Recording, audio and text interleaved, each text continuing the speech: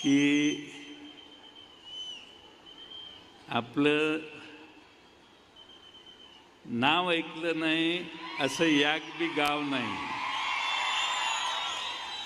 आणि सगळ्यांना हाणलं नाही तर जयंत पाटील माझं नाव नाही. वर्षे सत्ता असताना कुलकर्णी SK ईश्वरपूर अष्टानाका शेजारी 6 एकर जमीन यांनी कोट्यवधी रुपयाची किमतीची जमीन दापली. चुलत भाऊ सुरेश पाटील यांच्या नावावर कापूसखेड रस्त्याला RSSचे लाड सर यांची 12 एकर जमीन घेतली. तेथे शेजारी पंत सबनीस यांची 11 एकर जमीन घेतली. दोन्ही जमिनी कोट्यावधी रुपयांना. पेठ सांगली रस्त्यावर प्रशासकीय ऑफिस समोर 10 एकर त्रिकोणी जागा बळकावली.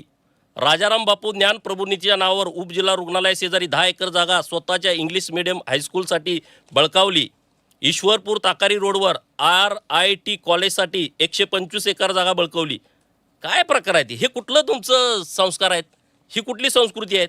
पेठ कोल्हापूर नॅशनल हायवेवर एका गुजराने 600 कोटीची बॉम्बे रेथॉन फॅक्टरी काढली. तिथे व्हीइंग व गारमेंटमध्ये कासेगावचा एक गुंड पोरगा व एक माणसाचं नाव लिहिलं त्यामध्ये, त्यांच्या जवळचा माणूस आहे. सांगली जिल्हा राष्ट्रवादी काँग्रेसचा नेता आहे, त्याचा मुलगा मॅनेजर म्हणून ठेवला. त्या गुजराला पळवून घालवलं असं लिहिलं आहे. सगळी मी माहिती घेतोय, हे माझं नाही. पण त्यांनी एक सांगितलं, बाबा हे अक्षर माझं दाखवू नका, मी अत्यंत जवळचं आहे. आणि तुम्ही एक एक विषय ऐकला, तुम्ही इथं स्टुडिओत सुद्धा परत कधी बोलवणार नाही. घरात माणूस कुणी चहा प्यायला बोलवणार नाही. अशी सगळी प्रकरणं आहेत.